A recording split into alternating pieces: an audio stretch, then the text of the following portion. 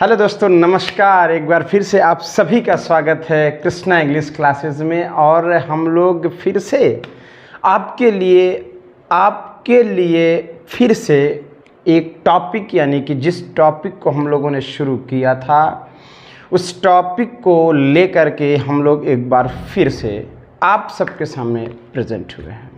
दोस्तों, हम लोग क्वेश्चन टैग की एक टॉपिक है, जो क्वेश्चन टैग नाम की टॉपिक है, उसको हम लोग पढ़ रहे हैं।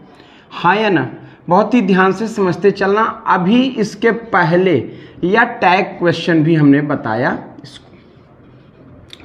आपको मैं बता दूं कि ये जो बातें हैं यहाँ पर, वो सभी बातें एकदम आपको जानकारी तो मैं दे ही रहा हूँ, साथ ही साथ आपको ना एक अवेयरनेस की चीज़ है। ये एक ऐसी चीज़ है कि जिसको आपको जानना ज़रूरी है। देखिए, 1-2 क्वेश्चन 3 क्वेश्चन जरूर पूछना है, ठीक है।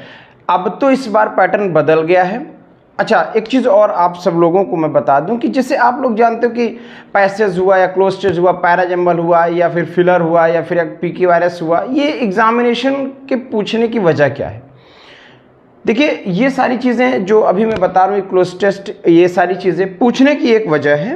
और वो पूछने की सिर्फ और सिर्फ एक ही वजह ये है कि वो मेंटल क्वालिटी को चेक करना चाहते हैं। आपकी एबिलिटी क्या है, आपके अंदर दिमाग में चल के आ रहा है, आप सोचते कितना हो, किसी चीज़ को आप सोचते कितनी तरह से हो, ये सारी बातें वो सोचते हैं और देखने का काम करते हैं कि ये कितना तक ये आदमी सोच सकता है किसी भी विषय को लेकर। ये सारी बातें वो बहुत बेहतरीन तरीके से चीज़ों को जज करते हैं और इसीलिए ऐसे क्वेश्चंस को देने का उनका मकसद यही होता है और बहुत अच्छे ढंग से आपको चीज़ों को समझना पड़ता है।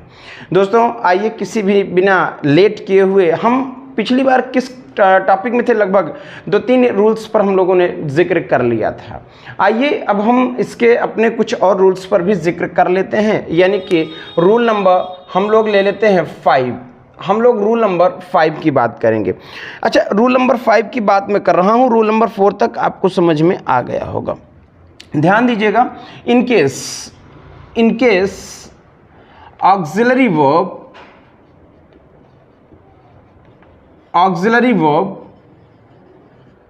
Not use in the sentence, मान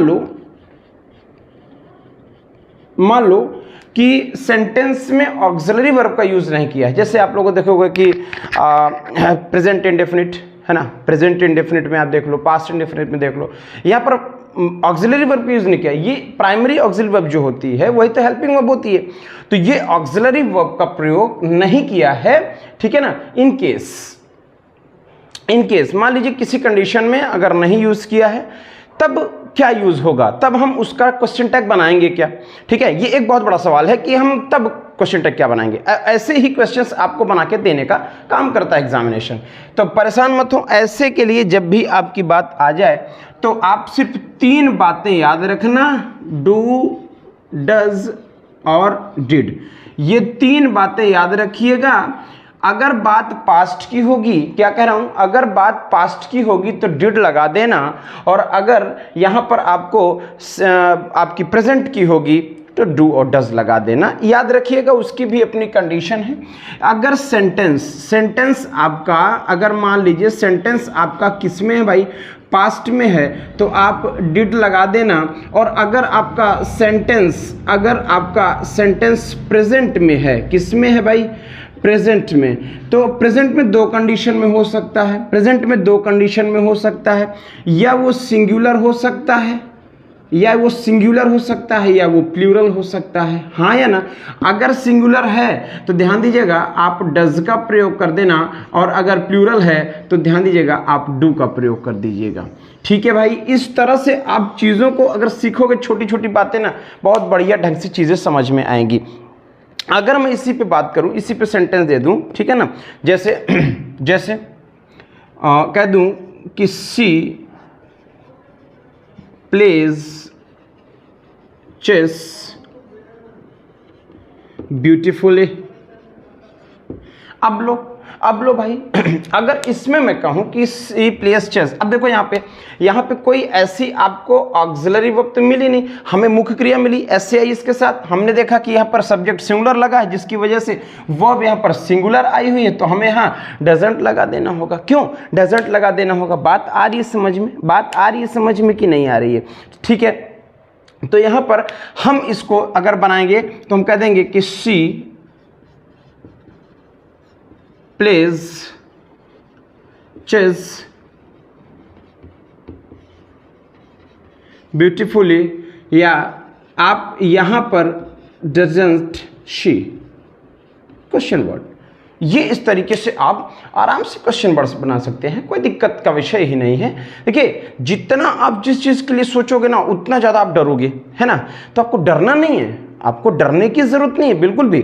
हाँ भाई देखिए, सीधी सी बात कि अगर आप प्रैक्टिकल करोगे तो दो ही बातें होंगी, प्रैक्टिकल करने से दो ही बातें हो सकती हैं, है ना? देखो ना, अगर मान लो अपनी लाइफ में आप किसी भी चीज़ में प्रैक्टिकल किए, दो बातें हो सकती हैं, या तो उस प्रैक्टिकल का आपको रिजल्ट मिलेगा, उस प्रैक्टिकल का आपको रिजल्ट मिलेगा, या उस प्रैक्टिकल का आपको कह सकते हो कि आपको उसका एक्सपीरियंस मिलेगा। दो ही चीज़ें मिलेंगी, और ये दोनों बातें आपके लिए ज़रूरी हैं, ये दोनों बातें आपके लिए ज़रूरी हैं। ध्यान दीजिएगा, आपको कोई ना कोई इन्वेंशन अपने आप में माइंड में लेकर चलना पड़ेगा, ठीक है? अपने आप में चलना पड़ेगा। ऐसा नहीं है कि बस आपको दो एग्जाम्पल 4 एग्जाम्पल दे दिया बस उतने भर में तुम्हारा काम हो जाना है, नहीं, आपको और भी तमाम बहुत सारे एग्जाम्पल्स को देखना पड़ेगा, समझना पड़ेगा, समझ रहे ना? अलग अलग किताबों से क्वेश्चंस को उठा करके आपको लगाना पड़ेगा, देखना पड़ेगा। कोई बात नहीं, आओ आगे समझते हैं, आगे की बात समझ में, ठीक है? जैसे मान लो कि हमने कहा वी, हमने कहा फिर प्ले, हमने कहा क्रिकेट। सर यहाँ पर प्लूरल हुआ, यहाँ पर आपका सेंटेंस तो प्रेजेंट है मगर क्या है? प्रेजेंट है मगर कैसा है? प्लूरल है। तो हमें यहाँ पर जब भी क्वेश्चन टैग बनाना होगा, जब भी क्वेश्चन टैग बनाना होगा, तो ये जो वी लिखा है, ये जो आपने वी लिख रखा है, जो आपने वी लिख रखा है, ठीक है? अब एक चीज़ हमेशा ये ध्यान रखना, वी अपने आप में कन्वर्ट होता है दे में, ठीक है? ये भी आपको ज़रूर याद रखना होगा। यानी इसको अगर मैं कहूँ तो यहाँ पे हम कह सकते हैं डोंट दे, यानी आपको लिखा हुआ वी कन्वर्ट करना है किसमें? दे में, ठीक है? अच्छा, सब छोड़िए, क्यों ऐसा करना है ये ध्यान दीजिएगा। ये एक प्लूरल फॉर्म होता है, दे एक प्लूरल फॉर्म होता है, वी भी अपने आप में प्लूरल फॉर्म है, और आप कह सकते हो कि इसका प्लूरल हम बना सकते हैं दे में, ठीक है? अब हमें मान लीजिए कि यहाँ पर यूज़ करना है, तो हमें यहाँ पर सब्जेक्टिव केस यूज़ करना है, हाँ, लेकिन ये जब चीज़ें हम लोग यहाँ पर वर्ब लिए, वर्ब के बाद हमें ये यूज़ करना होगा, तो बहुत सारी चीज़ें इस तरीके से आपको उलझाने का काम करती हैं, ठीक है? तो उलझना नहीं है, परेशान नहीं होना है, किसी तरीके की टेंशन को नहीं लेना है, ठीक है ना? जैसे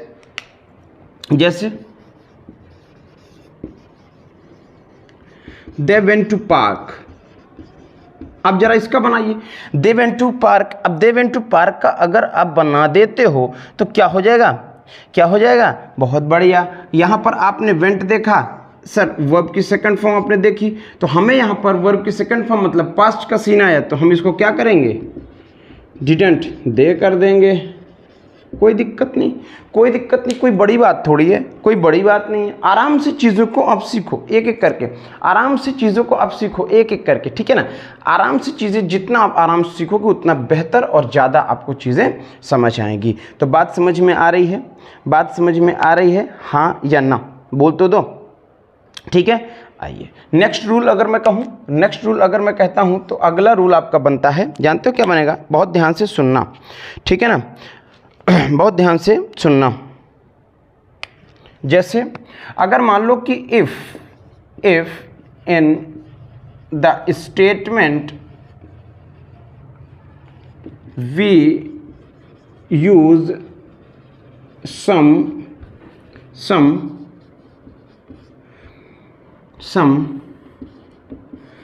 specific words, अगर मान लीजिए कुछ हम शब्दों का ऐसे जो स्पेशल शब्द हैं उसको हम अगर प्रयोग कर दें तो क्या होगा? जैसे जैसे आपको बेयरली देखने को मिल जाए, हार्डली आपको देखने को मिल जाए, जैसे आपको बेयरली देखने को मिल जाए, हार्डली मिल जाए, आपको कभी कदार अगर नो मिल जाए, आपको नीदर मिल जाए, नीदर मिल जाए, नीदर मिल जाए, ठीक है, नन मिल जाए, नोबडी मिल जाए, नो वन मिल जाए, नो वन मिल जाए, नोबडी मिल जाए, नो वन मिल जाए, नथिंग मिल जाए और सेल्डम मिल जाए, स्कार्सली मिल जाए। आपको अगर ऐसे शब्द देखने को मिल जाते हैं, क्या मिल जाए, ऐसे शब्द अगर आपको देखने को मिल जाए, कभी कदार आपको रेयरली भी देखने को हो सकता है मिल ही जाए, ठीक है। ये सारे शब्द अगर आपको देखने को मिल जाते हैं, क्या क्या मिल जाते हैं, barely, hardly, no, neither, none, nobody, no one, nothing, seldom और स्कार्सली, अगर ये आपको देखने को मिल जाते हैं, ध्यान दीजिएगा। आप इसकी एक ट्रिक बना लो, N6S2, N6S2 बाहर, N6S2 बाहर, एक आप इसका ट्रिक बना लो याद रखने के लिए। N6S2 बाहर, N6S2 बाहर, N6S2 बाहर, N6S2 बाहर। N से N6 का मतलब 6 बार आया हो, जैसे एक N से नो, दूसरे N से नीदर, तीसरे N से नन, चौथे N से नोबडी, पांचवें N से नो वन, छठवें N से नथिंग। S2 सेल्डम, स्कार्सली, बाहर B से आपने बेयरली कर दिया, H से आपने हार्डली कर दिया, R से आपने रेयरली कर दिया। तो इस तरीके से अगर आप इस ट्रिक को याद रखेंगे तो शायद मेरे ख्याल से आपको समझ में आ जाएगा। याद रखिएगा, याद रखिएगा, ये सभी शब्द नकारात्मक होते हैं, यानी नेगेटिव सीन देते हैं, नेगेटिव सीन देने का काम करते हैं, ये आप याद रखें। ये सारे शब्द नेगेटिव सीन देने का काम करते हैं, इनके साथ नॉट जैसा शब्द नहीं लगाया जाता, ये भी आपको ध्यान रखना होगा, ये भी आपको ध्यान रखना होगा। याद रखने वाली बात है, याद रखने वाली बात है कि हमेशा ऐसे शब्दों का हमेशा हम लोगों को पॉजिटिव क्वेश्चन टैग मिलेगा, पॉजिटिव क्वेश्चन टैग मिलेगा, ये याद रखना। ऐसे शब्दों का हमें हमेशा पॉजिटिव क्वेश्चन टैग मिलता है। और याद रहे इन सभी शब्दों के साथ कभी किसी भी तरीके का नॉट नहीं प्रयोग किया जाता, ये ध्यान दीजिएगा, क्योंकि ये अपने आप में ही नकारात्मक होते हैं। यानी अगर मैं छोटी सी बात यही नोट करने की कोशिश करूं तो ध्यान दीजिएगा, ये जितने भी शब्द लिखे हुए हैं, ये जितने भी शब्द मैंने लिखा है, अगर इसके लिए एक नोट लगाने की कोशिश मैं करूं तो ध्यान देना भाई, नोट लगा लो। अगर हम कहते हैं कि जो जितने भी शब्द लिखे हुए हैं कि those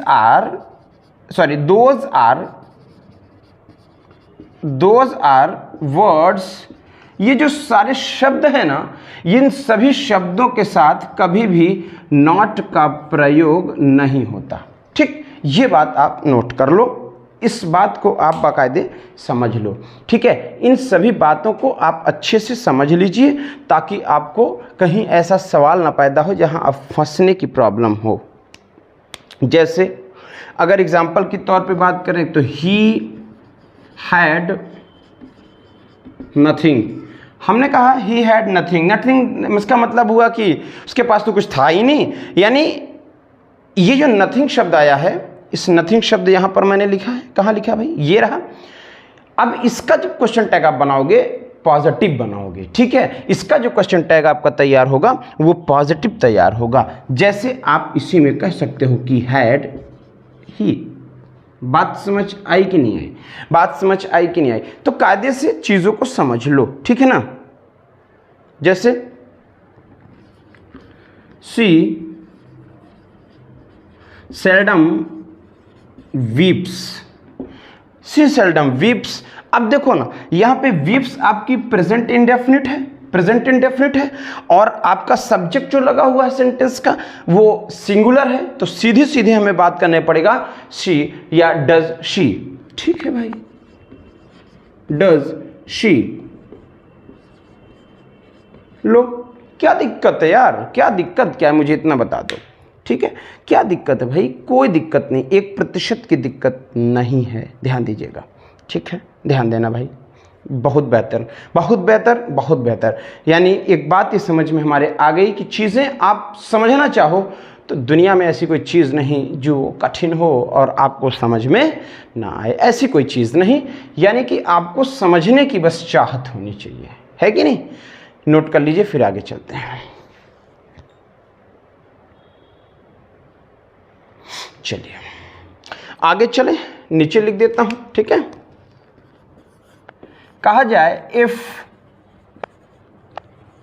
the subject is introductory, अगर सब्जेक्ट आपका इंट्रोडक्टरी वर्ड से बना हो, अगर सब्जेक्ट आपका इंट्रोडक्टरी वर्ड से बना हो, जैसे दिस दैट दिस दोज ये सब सुने हो ना, अगर सब्जेक्ट में आपके दिस दैट दोज या इंट्रोडक्टरी शब्द आप सीधा सीधा रट लो, ठीक है। जैसे this that this those one those, और भी शब्द हो सकते हैं, देयर या फिर इट।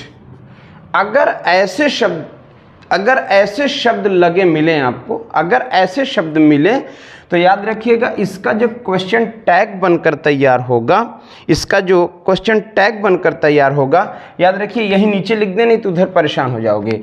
दिस का इट ही बनेगा, दैट का इट बनेगा, ठीक है। दिस का इट, दैट का इट, और दीज का जो बनेगा वो मेरे प्यारे दे बनेगा, दीज का दे बनेगा, और दोज का भी आपका दे बनेगा, याद रखिए। अच्छा, वन और दीज, देयर, सॉरी देयर है ना, वन का अपने जगह पर वन ही रहेगा, और देयर का देयर ही रहेगा, और इट का इट ही रहेगा। याद रखिएगा इन सब बातों को, इन सब बातों को याद रखिए, इंपॉर्टेंट चीज़ें हैं, यहीं से आपको परेशानी झेलनी पड़ सकती है, ठीक है। इन सभी शब्दों को याद रखें कि जो इंट्रोडक्टरी सीन क्रिएट करते हैं सेंटेंस में, यानी कि सेंटेंस में होते तो सब्जेक्ट हैं लेकिन इंट्रोडक्टरी सब्जेक्ट के रूप में जाने जाते हैं।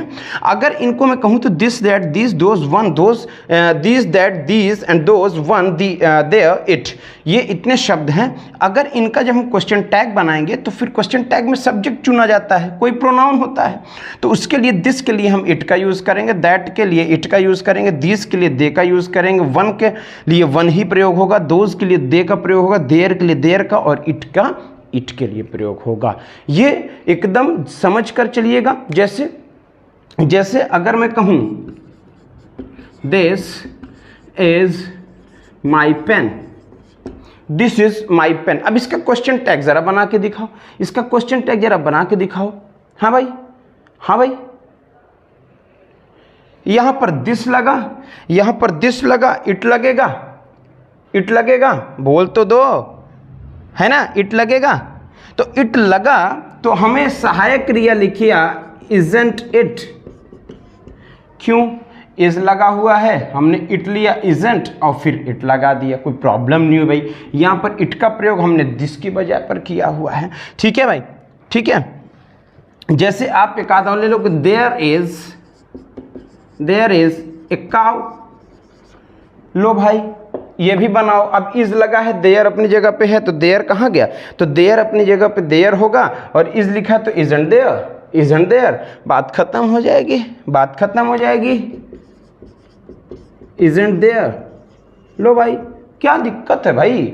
एकदम समझ लो। अगर आपको समझना है चीज़ों को तो जानते हैं छोटी छोटी बातें, ये सब बातें हैं, इंपॉर्टेंट चीज़ें हैं, इनको आप पहले तो नोट कर लो या स्क्रीनशॉट ले लो, फिर इसके बाद हम लोग आगे चलते हैं। पहले स्क्रीनशॉट ले लो या फिर नोट कर लो कहीं, ठीक है। इसके बाद हम लोग और आगे चलते हैं बेहतरीन चीज़ों को लेकर, बेहतरीन चीज़ों को लेकर भाई, ठीक है।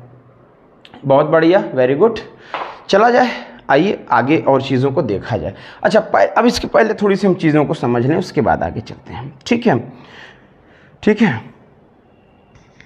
चलिए, अब इतनी सी बात जब भी होगी, आपको एक अच्छे से दायरे पर चीज़ों को समझना ज़रूरी होगा। आप पहले नोट कर लो फिर आगे चलते, क्योंकि नोट करने में भी आपको बड़ा समय लगता है कि नहीं, बड़ा समय आपको लगता है, तो जल्दी जल्दी नोट कर लो भाई।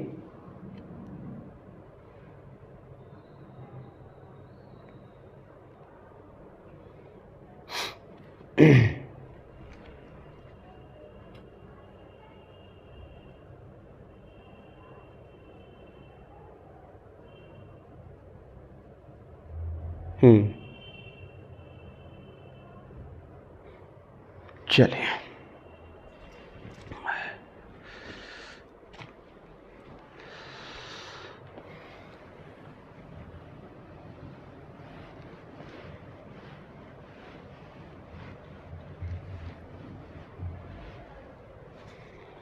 चलो भाई, रूल नंबर 8 समझ लिया जाए। अब देखना, अगर इफ द स्टेटमेंट, अगर स्टेटमेंट आपका कोई डेमोन्स्ट्रेटिव, या फिर अगर आपका statement, if the statement in demonstrative or distributive pronoun है, किसमें? डिस्ट्रीब्यूटिव एडजेक्टिव है। अगर क्या है भाई, अगर डेमोन्स्ट्रेटिव एडजेक्टिव या डिस्ट्रीब्यूटिव एडजेक्टिव आपके स्टेटमेंट में सब्जेक्ट देखने को मिल जाए, वही दिस दैट आप सुने होंगे, वही होगा, ठीक है। अगर ऐसा आपको देखने को मिल जाए तो एक चीज ध्यान रखिएगा, सब्जेक्ट के नंबर पर्सन के हिसाब से हम प्रोनाउन चुनेंगे, ठीक है। क्या कह रहा हूं, ठीक है ना, ठीक है। यानी कि can change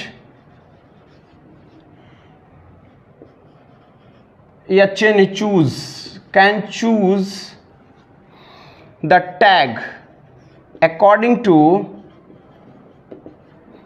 number, person and gender.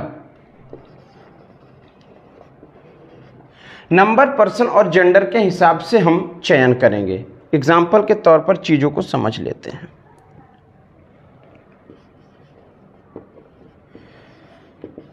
This girl was dancing. अब इसका जो क्वेश्चन टैग तैयार होगा, ये क्या कहा, डेमोन्स्ट्रेटिव एडजेक्टिव का काम कर रहा है। तो ये जो लड़की आई है, इस लड़की के हिसाब से हमें यहां पर वॉज है तो वॉजंट शी कर देंगे,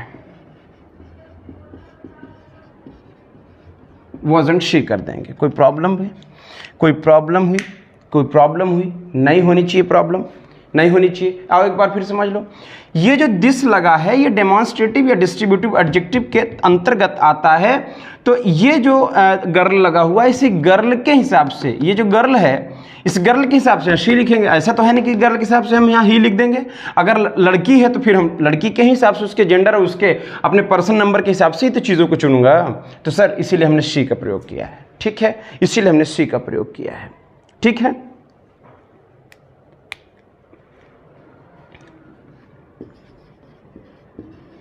वन मैन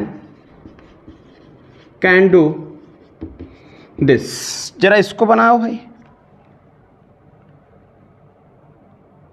बनाओ भाई। अब लो, मैन अपने आप में कोई लड़की तो होगा नहीं, कोई लड़की तो होगा नहीं, तो कैन यूज किया तो कुडंट ही हो जाएगा, बातें खत्म हो जाएगी, यानी कांट ही हो जाएगा। लो भाई, कांट ही। अब सब सोचोगे सर जी ये क्या कर दिए? सर जी कुछ नहीं किए, यहाँ पर मैन लिखा है तो मैन के अकॉर्डिंग हमने यहाँ पर फीमेल चुन लिया, मेल चुन लिया।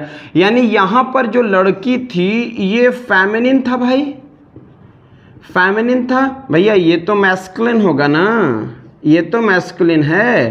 तो फिर अगर ये मैस्कुलिन है तो हम मैन को किसी ही से ही तो देखते हैं। तो सर इस तरीके से ये चीज़ें आपको मिलेंगी। ठीक हुई भाई साहब, ठीक हुई भाई साहब, बात आ रही समझ में?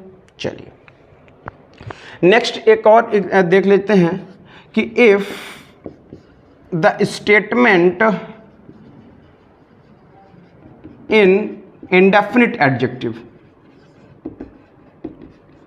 Indefinite adjective, indefinite adjective. अगर इंडेफिनिट एडजेक्टिव में आपका जो सब्जेक्ट है स्टेटमेंट का, वो स्टेटमेंट अगर आपके इंडेफिनिट एडजेक्टिव में है तो फिर टैग विल बी दे। हमेशा टैग क्या आएगा? दे आएगा। टैग क्या आएगा? दे आएगा। ठीक है, टैग दे लगेगा। ठीक है ना। जैसे somebody invited me, अब ये इंडेफिनिट प्रोनाउन हुआ, इंडेफिनिट प्रोनाउन हुआ, बोल तो दो, हाँ या ना। अब ये पास्ट की सेकंड फॉर्म हुई, आपको मैंने यहां पर बताया था पास्ट की सेकंड फॉर्म, ये पास्ट की सेकंड फॉर्म, और ये पास्ट की जब सेकंड फॉर्म हो गई है तो हम यहां पर अपने आप में डेट लेके चलेंगे। या क्या यहां पर somebody invited me, तो क्या लगा के चलोगे भाई? बोल तो दो। तो फिर कोई बात नहीं, आप यहां पर डिडंट कर दोगे, डिडंट दे कर दोगे। ये बात समझ में आ गई होगी। मतलब यहां पर आपको सेकंड फॉर्म मिला, इसकी वजह से आपको डिडंट करना होगा, मैंने यहां पर पहले ही बता दिया था। ठीक है, ठीक है। जैसे none can rain me, none can rain me, ठीक है ना, ठीक है ना। अब देखो अपने आप में इंडेफिनिट हुआ नन, ठीक है, ठीक है, ठीक है। रन कैन रेन मी, तो सब्जेक्ट का जो टैग बनाओगे, जो सब्जेक्ट का टैग बनाओगे, अपने आप नेगेटिव सीन देता है। ये मैंने अभी नीचे लिखवाया नन को, है ना। तो ये नेगेटिव सीन दिया, नेगेटिव सीन देने की वजह से इसको हम पॉजिटिव बनाएंगे तो कैन दे हो जाएगा।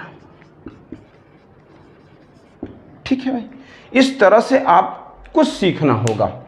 चीज़ों को सीखते रहोगे तो बहुत बढ़िया बात बनेगी, बहुत बढ़िया बात बनेगी। क्योंकि चीज़ें देखो सीखने से आती हैं, है ना। चीज़ें सीखने से आती हैं। चीज़ें ऐसे नहीं कि बिना मतलब की चीज़ें बातचीत कर लिया तो आ गई, नहीं। चीज़ों को आप जितना बेहतर तरीके से आप रूल्स में, जितना बेहतर तरीके आप कॉन्सेप्ट में घुसते चले जाओगे ना, उतना अच्छे तरीके से आप चीज़ों को समझ पाओगे, सीख पाओगे। ठीक है, इस तरीके से चीज़ें आपको सीखना ज़रूरी होगा। तो मेरे प्यारे मित्रों, आज के लिए इतना ही। इसके बाद कुछ और भी इसमें अभी राज हैं, कुछ और भी छिपे हुए राज हैं, उन सबको मैं आप सबके सामने अपने नेक्स्ट वीडियो में खोलूँगा। आज के लिए इतना ही। बहुत बहुत धन्यवाद। Thank you. Tata, bye bye, take care.